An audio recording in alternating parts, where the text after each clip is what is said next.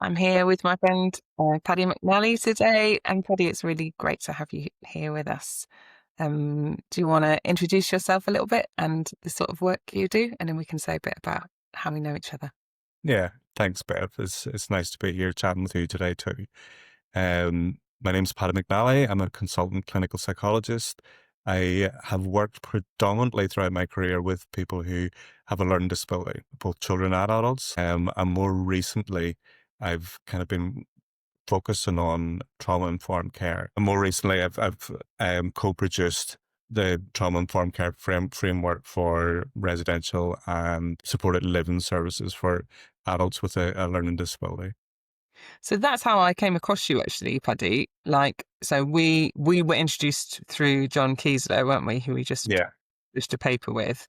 But when I was trawling the internet for is anybody writing about trauma informed care and people with learning disabilities or intellectual disabilities, I came across your framework that's just out there in the public domain, like a whole framework as to how to do this. And I couldn't honestly believe that somebody had done this massive piece of work and then just stuck it on the internet for anybody to use. It's like absolute gold. So, yeah, I remember and then John was saying, "Oh, I'm going to bring my friend in, Paddy, for this paper." And then I realized who you were, and I was like, "Oh my word!" So yeah, it's an incredible resource, and your experience with this is I immense. think I think that when you're absolutely right, it's good that it was actually out there and is running in parallel with a lot of the trauma informed care work that's happening within other disciplines then as well, Yeah, with working with children, with working with people who are in more institutionalized care or people who are yeah, incarcerated, and so it runs alongside that. But I also reflect on the fact that there were so many people that I had met at different conferences and people like yeah, yourself who had already been working in that way, but there just yeah. wasn't an established framework for everybody to kind of attend to. Yeah, it's interesting, isn't it? Because some of that stuff, it's instinctive. If you want to work relationally and you're coming from that foundational assumption that the person in front of you is fundamentally another human, and that's where your common ground is. And, you want to push past sort of diagnostics and the behavioral rhetoric and all that sort of stuff, and you want to just see the person, then you've probably been working and thinking like this, but this is language and framework for embedding it. And I think is so useful. It's still really poorly understood. I think I was just out for dinner on Sunday night, and a friend said, "I just don't really understand. Well, what is trauma informed care? I don't know. Mm. You hear about it all the time. What does it mean?" And just being able to break down, it does not mean, unfortunately, that you've been informed about trauma, although that is what the vast majority of people understand it to mean. Yeah. So then yeah, it was my quickest explanation. I think I was done in about 3 minutes. It's like, man, I wish I'd recorded that. I think there's also something about the principles of trauma informed care that Yeah, resonate with a lot of residential supported living services because there are yeah, the principles of person centeredness, yeah, um, but it's adding that trauma lens. And I think that's the bit because so many organizations have been saying to me, but we've been doing this for years. yeah, And I'm like, yeah, you have. You absolutely yeah. have. But now we're just asking to add that trauma lens and think about things Mm, from how somebody experiences that relationship with you, given their background. yeah, yeah, definitely. And I think also putting some of like, it's not all about the science, is it? But some of the science around the way that somebody's functioning in terms of the parts of the brain that are dominant, I think they can Yeah. be so helpful. Yeah, just like beginning to break some of that down. I was actually using, the window of tolerance Hmm. idea. I was using that and sort of pulling in like stress continuum stuff with a group this week. It was like talking about how we all respond, what happens to us when we get stressed, what happens when we get dysregulated, what happens when we go into fight, flight, freeze. And this is a universal experience, but for Yeah. some of the people we care for, that's their predominant state. And that actually what the main thing we can offer is a regulated self. Like, that's the foundation for everything that we do. Um, yeah, so I think it can just be really helpful in understanding why the work gets so difficult Yeah. sometimes. And you're right, but understanding that, like, what happens when my window of tolerance meets your window of tolerance. Yeah, So if somebody's in that more dominant, dysregulated kind of state, yeah, then it's more likely to trigger some of our kind of experiences. It takes us outside of our window of tolerance, particularly if it yeah, lasts for a period of yeah, time. yeah, Is for us then to recognize as people who support somebody yeah, with a learning disability who is impacted by their trauma experience, that we're very aware of when we're outside of our own window of tolerance. So yeah. you can't co-regulate then. You can't support somebody when you're like that. And that's, I guess, when you do get caught up in, I suppose, the repetition or the enactment of the early experiences or the traumatic experiences.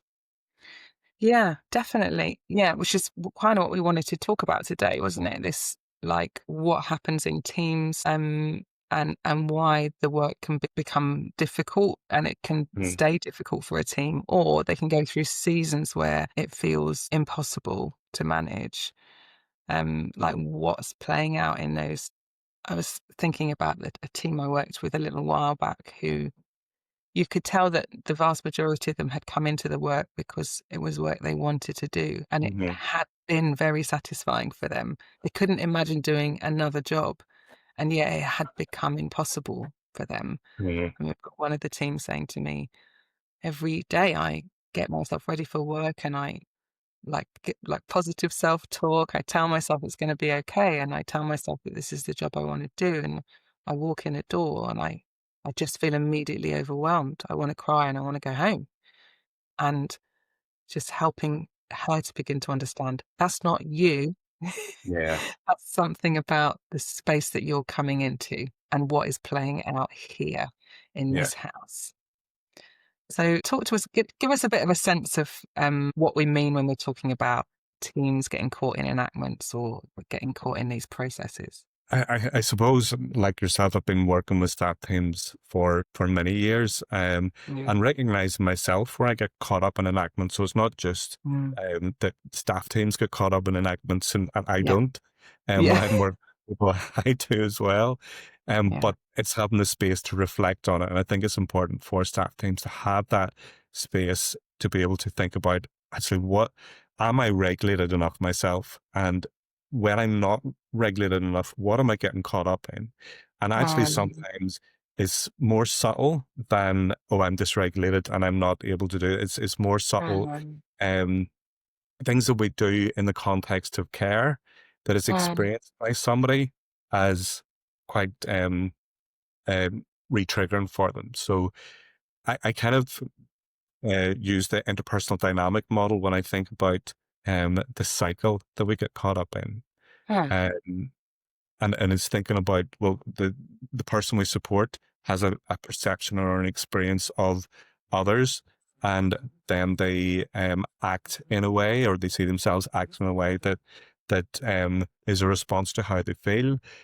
um, The staff team or the people supporting them then will also experience them in a certain way, and then um, they will act in a certain way in response to that, and um, their actions then will feed into the perceptions of that person as well, and the cycle goes round and round.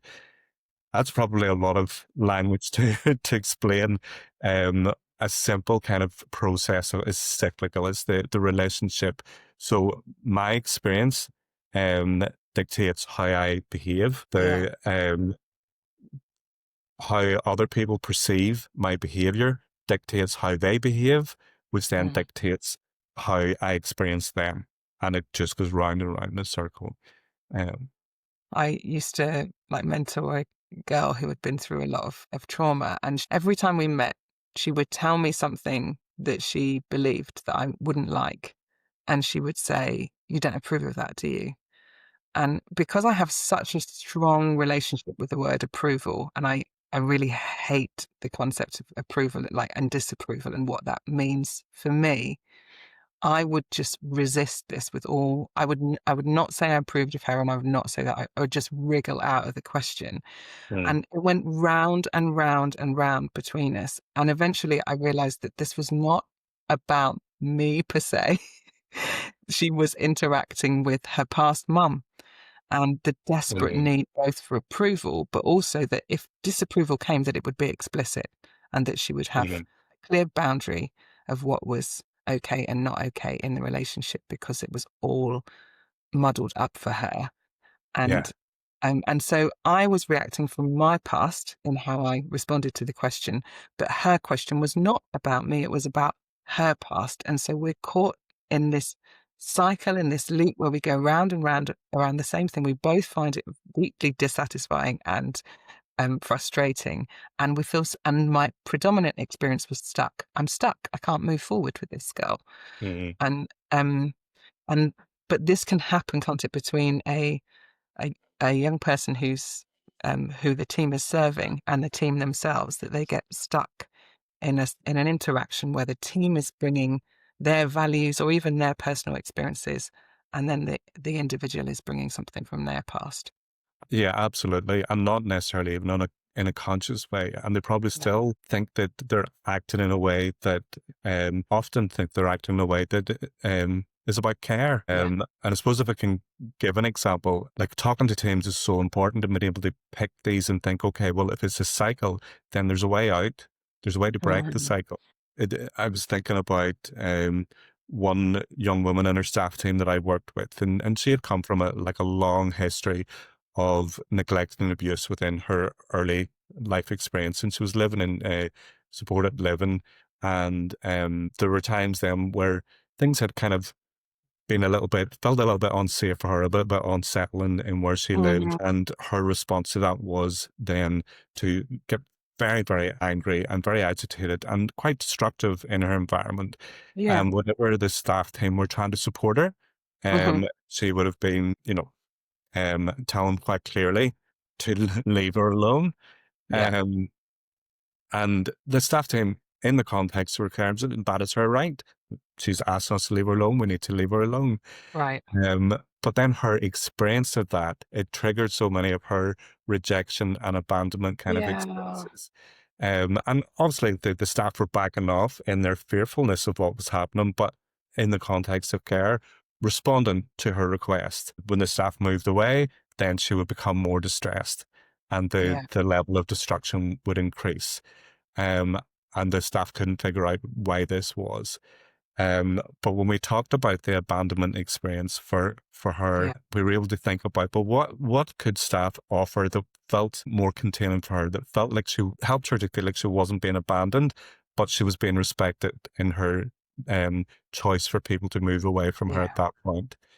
And it was as simple as like staff then being able to say, look, I'm going away for 5 minutes, but I'm coming back to make sure that you're okay. yeah, Or I'm worried about you. I'm not going to bother you, but I'm sitting outside if you need yeah, me. And it was just those simple things, yeah, adjustments to, I suppose, the relationship and understanding the context of her relationships that she had had before, that allowed that cycle to be broken. and you know what? I really think that the abandonment and rejection theme that you've discussed there, it's very common, isn't it? Particularly if you're in a Mm, social care setting where even if it's like a unconscious or a marginal experience, it I think it trips into people's minds, children and adults alike, that possibly coming into what we call social care, a home where they are predominantly cared for by people who are paid, is experienced as a form of abandonment and rejection by mm, those that love them. And that can happen on a small, like it can be a little part of someone's experience and a huge part of people's experience. I think if you're in a children's home, it's dominant. It's really, mm. really like it's a big deal. I remember similarly working with a young lady who not just moved into a children's home, but had then moved around from one children's home to another because she was considered unmanageable. Um, This is the experience again as well of the system where there's that repeated yeah, rejection, abandonment is kind of played out within yeah, a system. yeah. Yeah, absolutely. And I remember just beginning to beginning to understand that this was some of her experience. And sometimes when she talked, so she still saw her family for visits, but sometimes she would talk about them and then she would shout, and it was like somebody had punched her in the stomach. And it Mm, reminded me of that, like, the sort of stabbing feeling that you get when you miss someone or you feel a loss towards a relationship. It's like like that, like in your sternum. And I remember thinking, this girl is just navigating rejection all the time and feels rejected all the time, regardless of her family loving her and doing the absolute best with what they had. And we eventually sort of stumbled across a very similar system where if she would never become aggressive towards somebody that she'd just met. It would only ever be people that she had strong relationships with. mm, And one of the key things we learned is no matter how somebody got hurt, even if they were, they needed to go and have a break because she'd hurt them quite badly, they needed to stay until she had regulated herself, so they could say to her, we're still friends. I'm okay, but I'm just mm, going to take myself away for a bit and someone else is going to support you. And you will see me again. I'm coming back, but I'm just going to go and take a break and wait until she was calm enough to hear that. And then they would take themselves away and sort themselves out. And it took such a lot of strength and grace from the team to actually tolerate this.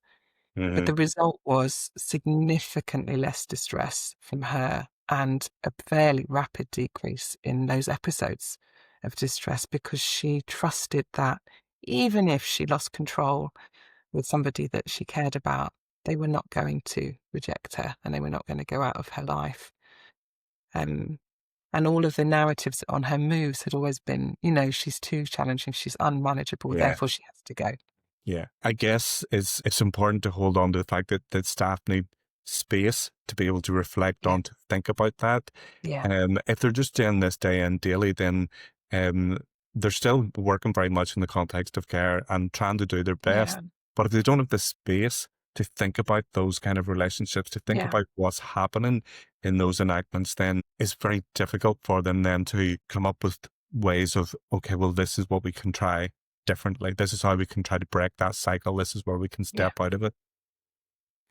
And I think if there's no reflection, those experiences of rejection, of insecurity that the child or the adult is holding, or maybe even I could be expelled from this home soon, like Mm, I was expelled from the others, that can actually start playing out in quite complex ways, can't it? Like the staff can begin to hold that in a way that feels unrelated to the person's mm, experience. So I'm thinking about staff that I remember talking to a care staff member who was in a space where these sorts of enactments had got wildly out of control. And she said to me, I'm disposable. You could, you could sack me today and replace me tomorrow. And it was, and, looking back on some of that language that the team, their anxieties, you could see that this was really the experience of the child. And it was, it was mm, children's home, the experience of the child's sense of them being in a temporal space and not having any control over whether they are moved to another space had mm. gotten inside the team in a really concrete way. um, Absolutely. And I suppose there's a couple of things I kind of want to pick up on that. One of them is about, I mean, that happens so much more often, I think, for young people and young adults where they don't have the verbal language to be able to explain that's it. the things or to be able to relate That's it. some of their experience. And it Yeah. gets the verbal language then gets relayed within the team and within the system. But also, I guess my other point was going to be that it's very easy to say about creating reflective space Yeah. when staff teams are in a point of distress.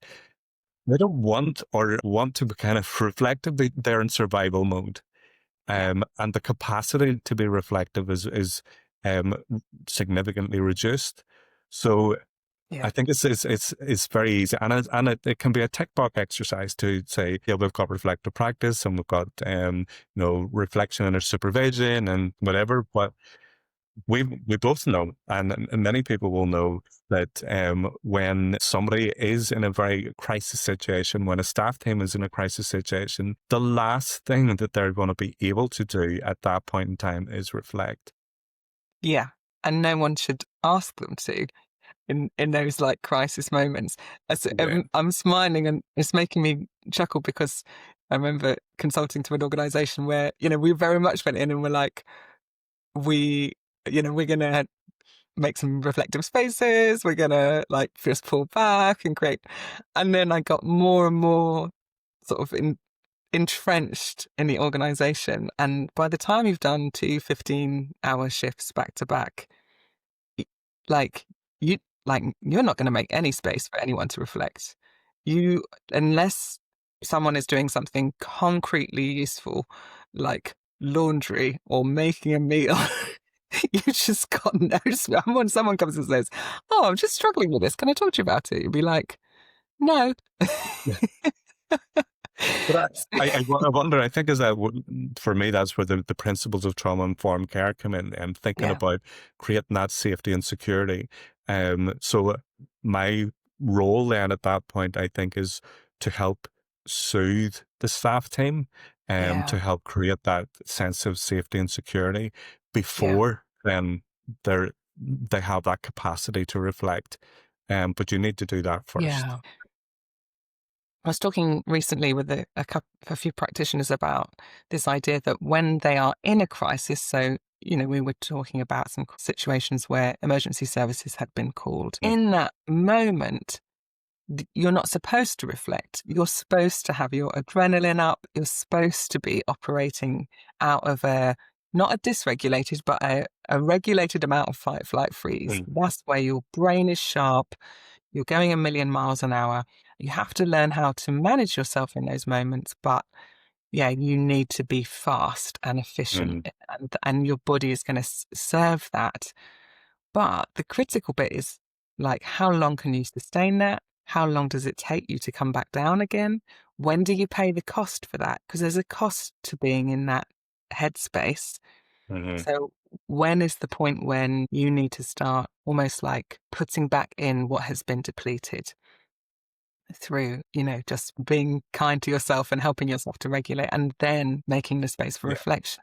But the difficulty is for teams who spend the vast majority of their time in that space, who are going from one crisis to another, Yeah. there is no recovery time. And this is how we get into traumatized teams, isn't it? Where, Absolutely. And yeah, if you're in that action based level of care all the time, then you don't get the space to be with people, yeah, just to be in that relationship with somebody.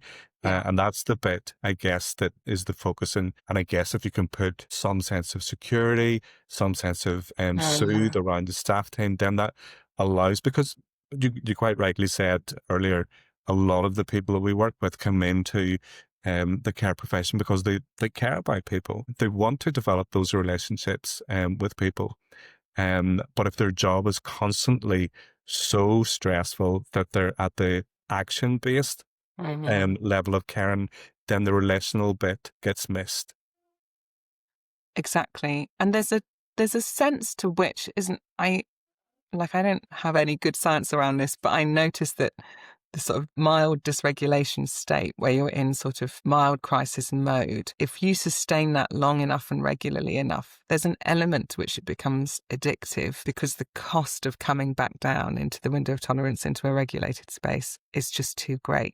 Like it hurts too much to Mhm. enter a reflective space. So I've noticed that some of my friends who are in those really often like NHS or front facing spaces that are just like that the whole time, their rest is not restful. It's high Yeah. stimulation rest because they can't afford to come back down again.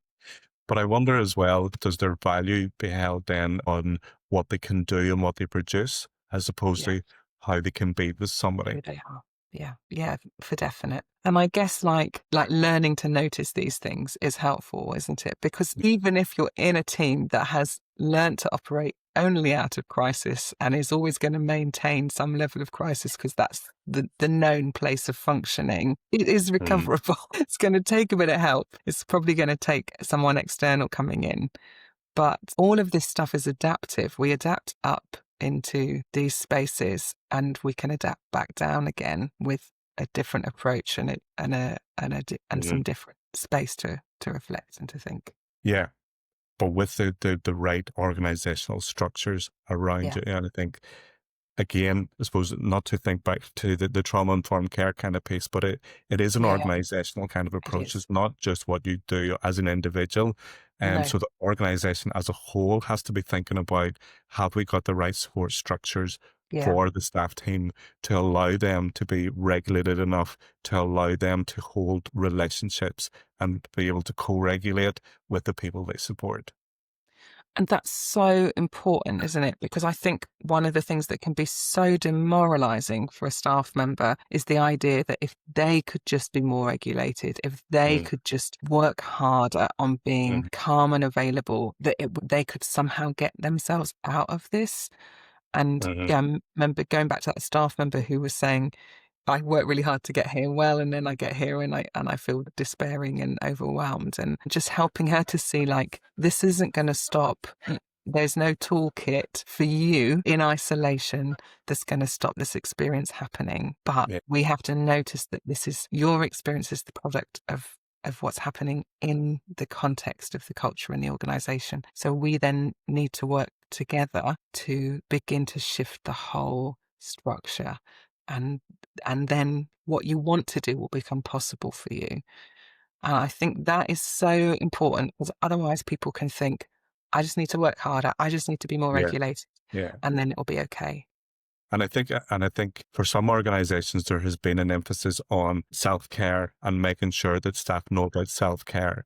But I think when I go and work with different teams and different organizations, I look at the responsibility of, yes, there's the self-care and you do have that responsibility, but there's the staff care and Yeah. self-care. They go hand in hand. Yeah. Yeah. Absolutely. And oftentimes it gets stuck at the top, doesn't it? So an organization can put in really great principles for firstly those that they're serving and then the direct support team and then maybe the middle manager. But there's often this fantasy that the person at the top, the CEO or the manager or the head teacher, doesn't need anything, that somehow they have this like infinite capacity to just give out and contain and support. And I think that's often the breaking point where it just doesn't work anymore. So it's got to go all the way up, not just all Yeah. the way down again, so that everybody gets back what they give out. Everybody has resource coming into them that they can continue to overflow from. Yeah. And we can see that now from so many broken systems like Yeah, the NHS, for yeah, example, where the yeah. resource is just not there to have No. the leadership to have enough. There's just not enough within to help people to be able to do their job in a relational kind of way. Yeah, yeah, absolutely. But the systems and the structures are there. Yeah. And some organizations are doing a really good job at actually restructuring and reconfiguring how they are operating. Yeah, no, I just realized that that sounds very doom and gloom in that the resources aren't there, therefore we can't do anything. But you're right, there's so many organizations who are doing so much with the resource that they have. Yeah, I think it's right to be real, isn't it? It does sound a bit doom and gloom because we can see very large caring organisations that have become wildly dysfunctional. But yeah, you're right. It is also keeping in mind that this is not it's not an unfixable problem, but it's a considerable piece of work to put those frameworks in place so that everybody that is doing the caring is also cared for. That's really all it comes down to, isn't it? Like you can't give what you don't have. Um, yeah, Yeah, and that trauma informed care is that's it's a whole structure set up for that, isn't it? And that then enables the sort of re-traumatization stuff that we've been talking about, or getting stuck in those enactments where trauma is just getting played out either between individuals or a team or even an organization, can be thought about and can be caught, and we can become unstuck. yeah. Great. It's good to talk about this stuff. It is. I mean, any conversation we've always had is stimulated my thinking, is making me think, okay, they've said this, I must try this at the next time. So there's always something, I think, in our conversations that's helpful for me. Vice versa as well. Find it very helpful. And I guess I always come away thinking we need to hold on to the human experience, whether it be Yeah. the people who support, or whether it be the staff team, or whether it be the organization. It still comes down to that human experience. And the drive for relational experience, but also that understanding that we do kind of act and react in ways that are determined by our early experiences, in the same way that others will act and react is determined by their early experiences. And the relationship is the interaction of the two of those. Yeah, it's true. We have a habit of wanting to take the relational, interactional element out of these spaces, don't we? And somehow manualize the way that care is delivered and that Mhm. people are served. And it's not possible. There's no care team. There's just a group of people with their own experiences who are serving another group of people with their own experiences. And so you can't take that stuff out. So we have to put it front and central, and pull all of the strengths and the good stuff out of that. And then we know that the relationships is where the trauma healing occurs, Yeah, but it has to be front and center. yeah, absolutely.